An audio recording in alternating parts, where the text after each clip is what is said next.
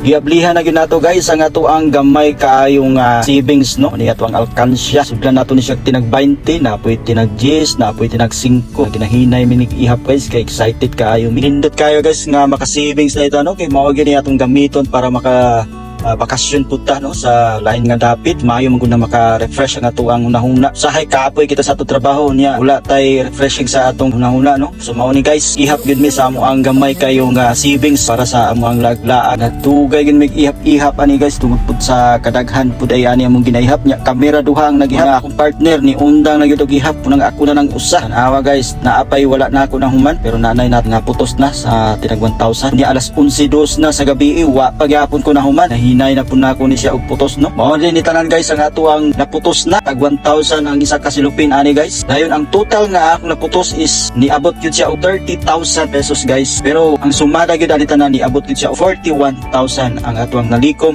sulod sa 6 months.